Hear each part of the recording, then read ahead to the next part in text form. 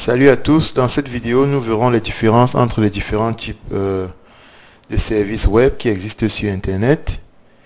À l'issue de la vidéo, vous serez capable d'expliquer ces différences-là et vous serez également capable de présenter des cas d'études qui illustrent ces différents types de web. Alors, comme rappel, dans l'une de nos précédentes vidéos, on vous a présenté les services, n'est-ce pas, qui existent sur internet. Parmi ces services-là, on a le service web qui était comme une révolution, n'est-ce pas, en 1989, créé par Sir Tim Berners-Lee, qui, comme ça, à présent, de nos jours, est souvent considéré comme Internet, Et pourtant, c'est le service qui fait d'Internet, n'est-ce pas, cette infrastructure qui est populaire. Donc, dans cette vidéo, nous nous intéresserons donc aux différents types de web qui existent et nous allons donc présenter certains scénarios qui vous permettront de savoir dans quel cadre vous vous trouvez lorsque vous êtes dans une page ou dans l'autre. Alors, nous commençons donc par le web 1.0. À l'origine, lors de la création du web, par Sir Tim, lorsqu'on créait des pages web, la consultation par un utilisateur était juste en mode observation, c'est-à-dire que l'utilisateur, n'est-ce pas, se connectait sur la page web et ne pouvait que lire le contenu, Il n'avait que droit à lire le contenu de manière passive, On parlait donc du web 1.0 ou bien le web original. Alors ensuite, nous sommes donc passés au web 2.0 qui s'appelle encore le web social. Qui là maintenant, lorsque vous regardez la figure, vous allez vous rendre compte qu'il y a une flèche dans les deux sens. Cela veut dire donc qu'il y a plusieurs modes qui fait de l'utilisateur maintenant un individu qui peut interagir avec la page qui s'affiche devant lui. Donc là, nous avons le mode de consultation comme dans le web 1.0. Et en plus, donc maintenant, nous avons le mode de participation, c'est-à-dire que l'utilisateur peut participer n'est-ce pas, au contenu de la page web qui s'affiche devant lui et il peut même également interagir, n'est-ce pas, avec la page web qui s'affiche devant lui. Donc pour ce type de web, donc, nous avons donc les réseaux sociaux, les médias sociaux que vous connaissez bien, tels que Facebook, Twitter, etc. Et ou bien vous avez également les messageries comme WhatsApp qui permettent effectivement à l'utilisateur de pouvoir participer aux discussions, faire des posts, et d'interagir avec le contenu qu'il voit, Ça fait que l'utilisateur peut, soit faire des likes pour dire j'aime la page, donne son point de vue, ce qui n'était pas le cas dans le web 1.0, donne son point de vue. Il peut également poster des commentaires, lorsque vous arrivez par exemple sur YouTube, lorsque vous regardez une vidéo ou bien une musique, si vous voulez. Vous pouvez faire des commentaires, n'est-ce pas, autour de cela pour dire voilà, vous aimez ou bien il y a une imperfection. Ça, ce sont des éléments qui font que l'utilisateur est en mode participation et interactif. Lorsque vous utilisez votre application WhatsApp, vous avez la possibilité de réagir au message. Vous avez la possibilité de supprimer un message. Lorsque vous supprimez, ça veut dire que vous donnez votre point de vue. En disant je ne veux plus ce message par exemple. Lorsque vous êtes sur Twitter, vous pouvez donc faire des tweets. Vous pouvez transférer un message qui vient de quelqu'un d'autre, vous transférez à d'autres pour pouvoir étendre la dissémination, pour dire voilà, le message est important, vous aimeriez que d'autres personnes découvrent ce message. Vous voyez que là, nous sommes donc dans le web 2.0, bien le web social, où on est comme en société.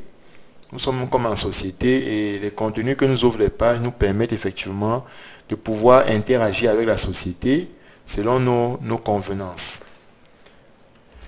Ensuite, nous sommes passés au web 3.0, encore appelé le web sémantique. Dans ce type de web, on apprend aux machines à lire les pages. Les pages ne se focalisent donc plus sur les mots et les expressions, mais maintenant sur le sens du contenu.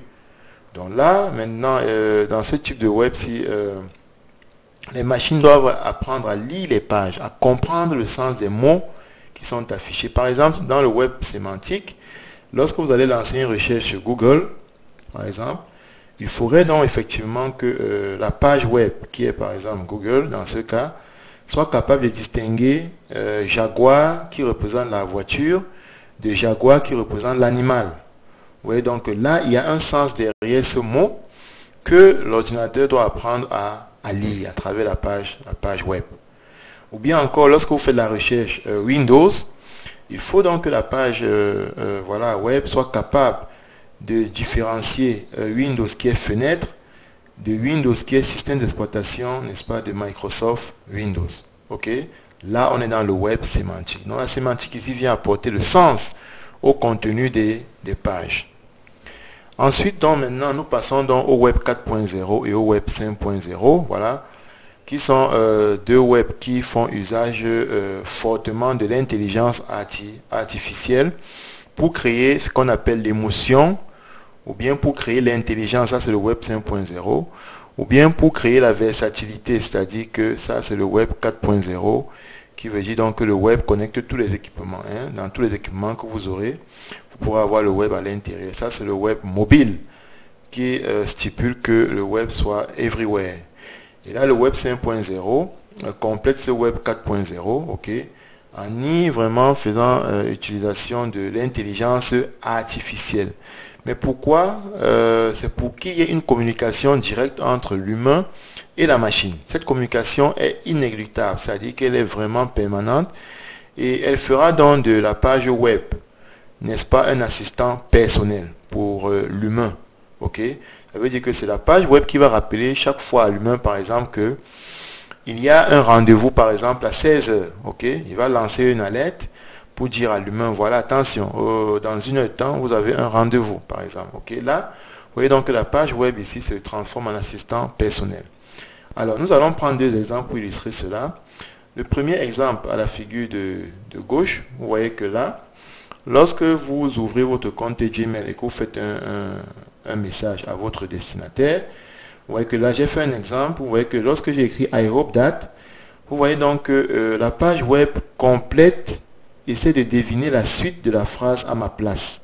Vous voyez qu'il y a une complétion pour dire you are well. I hope that you are well. Donc, ce qui fait que je n'ai plus besoin d'écrire toute la phrase. Je peux compléter en utilisant les mots que me propose la page web. Ça, c'est de l'assistance. Ok?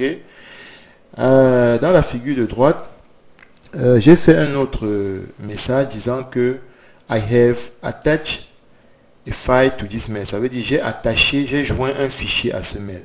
Lorsque je veux donc envoyer le mail, il y a un message qui m'est affiché, vous voyez, par l'ordinateur, disons, pour dire attention, vous n'avez pas attaché de fichier. Pourtant, dans le texte que vous avez écrit, vous avez stipulé que vous avez attaché un fichier. Est-ce que vous voulez continuer à envoyer le message? Vous voyez là que la machine ici essaie d'analyser vos textes.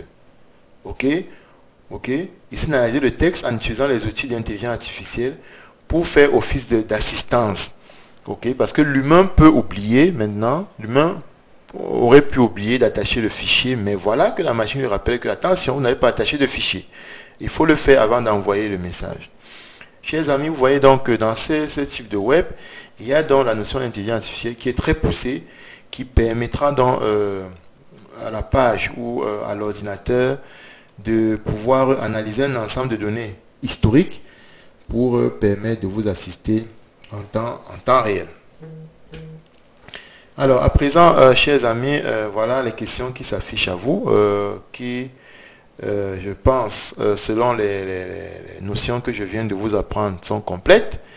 J'ose croire que j'ai été clair, ok, concernant la différence entre ces types de web. À présent, je vous invite comme ça à aller dans la description et à pouvoir répondre aux questions à travers le Google Form. Voilà, n'oubliez surtout pas, je vous en prie, de cliquer sur like si vous avez aimé et de vous abonner à ma page. Merci et merci encore. À nous revoir dans l'une des prochaines vidéos. Ciao.